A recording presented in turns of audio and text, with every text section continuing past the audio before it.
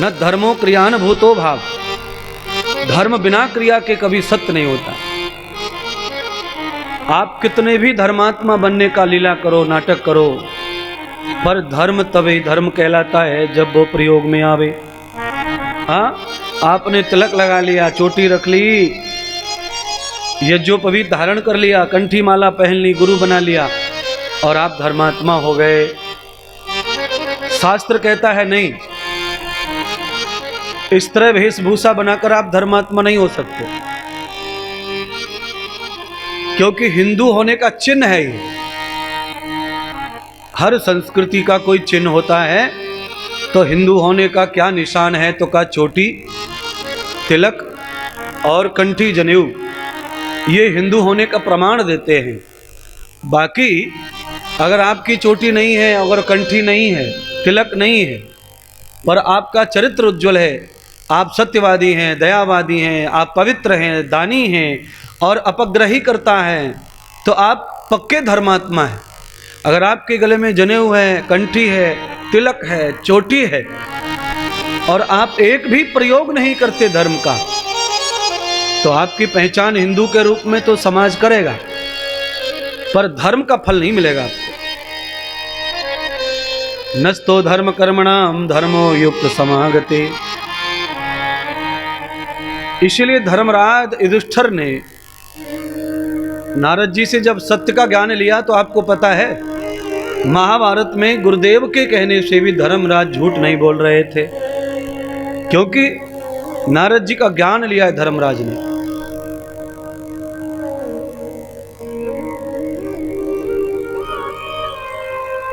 पर द्रोणाचार्य ने कहा कि तुमको पूरा झूठ नहीं बोलना है, थोड़ा सा झूठ बोलना है। केवल तुम ये कहो कि अश्वत्थामा मारा गया है, नरोवा कंजराहा। अरे मनुष्य है, आती है नहीं पता, और फिर मैं शंख बजा दूंगा, किसी को समझेगा नहीं। धर्मराज ने गुरुदेव के कहने से, द्रोणाचार्य के कहने से अर्ध झूठ बोला। उस झूठ के कारण ही द्रोणाचार्य ने धनुष बाण डाल दिए थे और फिर अर्जुन के हाथों से प्राण स्वीकार कर लिए थे। धर्मराज इसीलिए धर्मात्मा बने, इसीलिए उन्हें धर्मराज की उपाधि प्रदान की गई, क्योंकि वो अपने स्वार्थ के लिए भी कभी असत्य मार्ग का पालन नहीं किए। यज्ञोपवीत धारण करने वाला कभी झूठ ना बोले, शिखा बंधन चोटी में गांठ लगाने वाला कभी झूठ ना बोले, माथे पर तिलक रोली लगाने वाला कभी झूठ ना बोले, और कभी हिंसक ना बने, और कभी अपवित्र ना रहे, और कभी अधिक संचय न करे। धर्म का सही रूप यही है। यस्यम धर्म प्रपन्नम च धर्म योगे समाहितम। धर्म की रक्षा करने वाला व्यक्ति कभी भी धोखे में नहीं पड़ता, उसके जीवन में कभी धोखा नहीं होता। तदो धर्मो युक्त योगम। आदमी जब धर्म की रक्षा करने में कहीं चूक जाता है और कहीं लालच में आ जाता है, थोड़ा बहुत भी लालच उसके मन में आ जाए, उसके साथ धोखे होने का चांस हो जाता है, उसके साथ धोखा हो जाता है लालच के कारण। क्योंकि धर्म का लक्षण यह है कि शौचम अपरिग्रह है।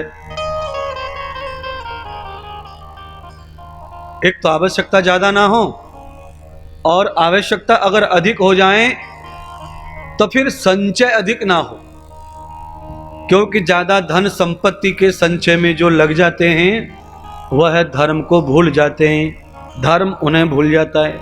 फिर उनका क्या होता है? फिर उनका स्वास्थ्य बिगड़ता है, फिर उनका मन बुद्धि चित्त भी बिगड़ता है, फिर वो मन के कमजोर, बुद्धि से कमजोर, स्वभाव से कमजोर, बल से कमजोर, सब जगह उनमें कमजोरी आने लग जाती है। और जब सब जगह उनमें कमजोरी आती है तो उनका फिर सब कुछ सुख शांति भंग हो जाता है। इसीलिए परम प्रभु परमात्मा श्री सूत जी ने सौनक आदि ऋषियों को भागवत का अनमोल ज्ञान दिया और वो ज्ञान देते देते ये कथा सुना रहे हैं, धर्म का ज्ञान दे रहे हैं। क्योंकि भागवत से बड़ा धर्म क्या है? तम भागवतम जीवनम यथाम मेधा श्रुति च योगी ही। भागवत के श्रवण मात्र से बुद्धि मेधावी बन जाती है, और जब बुद्धि मेधावी हो जाती है तो सर्वत्र लाभ ही लाभ प्राप्त होता है। नस्तम भोग बुद्धि यथा कर्मो विभूषिताम। भोग बुद्धि से सर्वथा लाभ प्राप्त नहीं होता। भोग बुद्धि से कभी लाभ, कभी हानि, कभी दुख, कभी सुख, परेशानियों में व्यक्ति जूझता रहता है। और जब व्यक्ति मेधावी हो जाता है तो उसकी संपूर्ण परेशानियां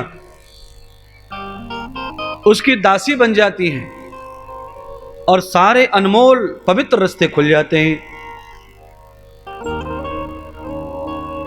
और ये सब संभव कब है? पूर्णतः धर्म हमारे अंदर कब प्रवेश करेगा? हमारे अंदर पूर्णतः धर्म प्रवेश करने के लिए हमें पहले किसी अच्छे गुरु का शिष्य बनना पड़ेगा, कहीं से धर्म का ज्ञान लेना पड़ेगा।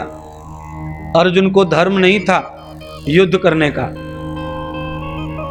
अर्जुन को बोध नहीं था युद्ध करने का, विवेक नहीं था। तो अर्जुन ने धनुष और बाण डाल दिए, रथ में बैठ गया मूर्छित होकर।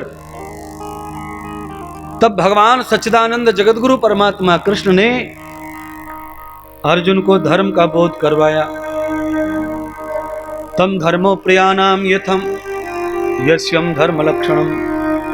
भगवान कृष्ण ने अर्जुन को युद्ध का धर्म सिखाया, मृत्यु का धर्म सिखाया, जन्म का धर्म सिखाया, कर्म के फल का धर्म सिखाया, और मनुष्य होने का धर्म सिखाया, शिष्य होने का धर्म सिखाया।